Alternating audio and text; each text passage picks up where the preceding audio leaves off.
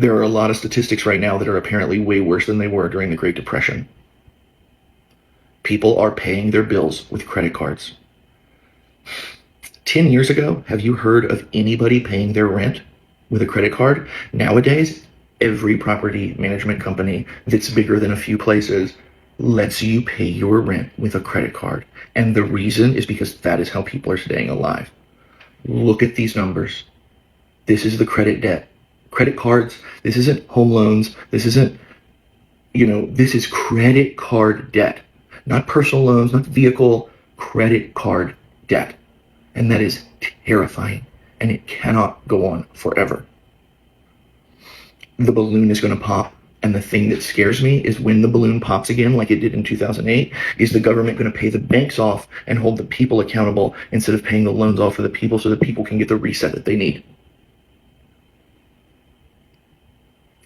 And the truth is, the reason they're letting it, the reason essentially billion-dollar corporations, the reason big banks are allowing this to go on like they are, is because they know when the balloon does pop, it's just going to be another payday for them. It's going to be a wash and another payday. And again, I'm not a super genius, but the writing is on the wall, and we need to all be terrified of what is happening right now, and do not let someone gaslight you by telling you that, like, oh, just go get a better job. Oh, just go move somewhere cheaper. Like, these are not feasible for every human being. And I think too many people don't actually understand the degree to which the all-powerful Oz's curtain's about to get pulled back until we see what's actually going on, until we see how the show is actually being produced. I 100% agree with this gentleman here. Let me say that. I'm doing several shows where people are behind the 8 ball. And what I see in my comments is, well, you need to get a better job. And like he said, not everybody can go get a better job. Not everybody got the skill sets to went to college to develop skill sets to get a better job. And not everybody who went to college has a great paying job, because I know a lot of college educated people right now flipping burgers, and they have degrees. So it's right now, it's a luck of the draw with the better job. But yes, a lot of people are starting to pay bills with credit cards. They're starting to pay their rent, starting to buy food. Like I just did a show, people financing their food, people financing their rent, people financing everything is being put on that particular credit card. In that case, you can't afford it. If you got to put it on the credit card, you can't afford it. It's time to make some critical changes in your life. Now, there was one thing you possibly can make. And what I mean by that, you might can't live in that $5,000 you might can't live in that $2,000 apartment no more. You might have to, unfortunately, go down to $1,000 apartment, or go and rent a room from somebody. You know what I mean? Or like I always say, tribe up. But yes, I believe we are in a bubble, and when that bubble pop, I believe corporations going to take care of the government, going to take care of the big corporations, and hold the people accountable once again. That's why people right now is filing bankruptcy out the wazoo. People parents having to go live with their children having to come back home to their parents. It's so much stuff is going on, man, and we're in this hyperinflation, a recession, and I believe it's possibly a depression, but nobody want to say nothing. Nobody want to speak on this until warn the people. They're just letting people go off the cliff. So as a person who look at numbers, as a person who try to study patterns, man, you got to look at what's going on around you. There's no way in hell this stuff should be costing this much. There's no way this stuff, a house that was $300,000 5 years ago, now that shit is worth $600,000. There's no way, bro. It's the inflation, bro. Cars. You telling me? I went to the dealership the other day just to look around, just to get some ideas to talk about on the show. I'm seeing Ford F-150s. It's $80,000 and $90,000. Some at $100,000, depending on the package. Ford trucks is over $100,000. It's a Ford. You know what I mean? I'm seeing Chevy, same thing. Dodge is up there. Just ridiculous, man. I'm looking at a Corvette, right? Not that I want a Corvette. I'm a big guy. Corvettes don't suit me. You know what I mean? I'm looking at a Corvette, $200,000, depending on the package. What the hell? I'm looking at all this. I'm like, this is ridiculous, bro. How's people affording this? And I'm seeing people driving it. And now I see why there's 15,000 repos a day in countless foreclosures. I'm seeing it, man, because people are just buying stuff that they really can't afford and they really don't need. Let me say that.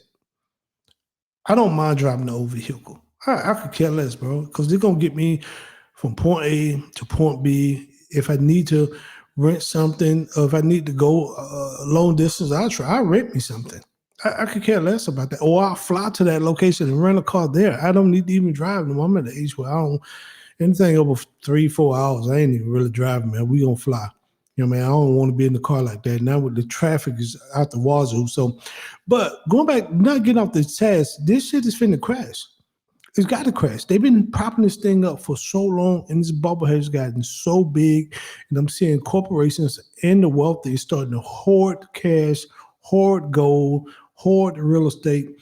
That's why all these houses being bought up, and now they're turning into rentals, because that is a form of a monthly payment for the rich. That's a form of generational wealth for the rich. So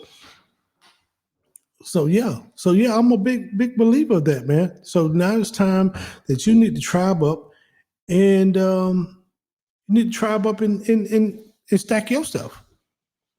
Stack much gold as you can, stack much real estate as you can, stack much cash as you can with one another, or develop some type of partnership. But yeah, this ain't finna burst, man. So let's get into the next video and hear my man how he break it down. We're in late stage capitalism right now. The game looks exactly like Monopoly at the end, with all the wealth stacked in a few hands, the wages are frozen, the cost of living exploding, and everybody else is just rolling the dice around the board trying to survive. The system's running out of ways to hide it. You can feel it. So what happens next? Now, historically, when things get this stretched, one of two things happens. Either the whole system collapses outright, or it mutates into something new. Collapse means unrest, revolts, maybe even a dark age where people realize the house of cards was hollow the whole time. But evolution, that looks like some kind of hybrid, where they dangle solutions like universal basic income or AI-driven safety nets, not because they care, but because it keeps the machine running just a little longer. And that's the end game of capitalism. It doesn't disappear gracefully. It squeezes every last drop out of the people at the bottom until something finally snaps. I mean, the real question is, do we even make it that far? Or does this country eat itself alive before it adapts? Because this isn't just another round of the same old game anymore. This is the part where the whole fucking board gets flipped over. And I think the board is about to get flipped over, because I think people is at the breaking point. I think in 2008, we people lost a lot of stuff. Baby boomers had to stay in the market because they 401ks and pensions and just all their money was wiped out. So they had to stay in the workforce a lot longer. And I think people now has gotten to the point where they genuinely are tired. Corporate America is squeezing their workers so much now to where they are super stressed out.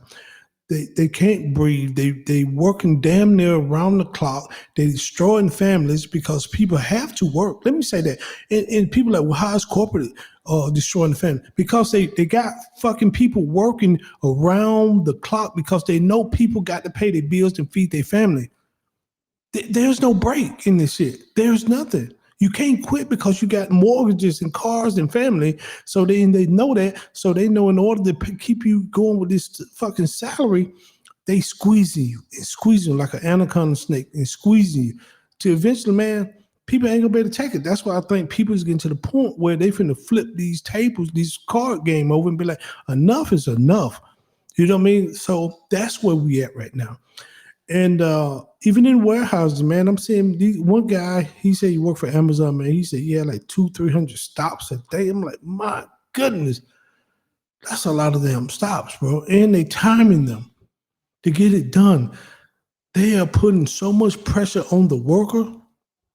So I don't know if you're gonna be able to keep up that pace. You can't keep up with that pace. Nobody can keep up with that type of pace, bro. That's why I say the stress level of people trying to maintain is starting to be too much. So people gonna break down and be like, you know what, the hell with this. We can't do it. I'm tired. I'm out. And people gonna start checking out. Now you're trying to move the the Social Security retirement age to 70. Who want to work to fucking 70?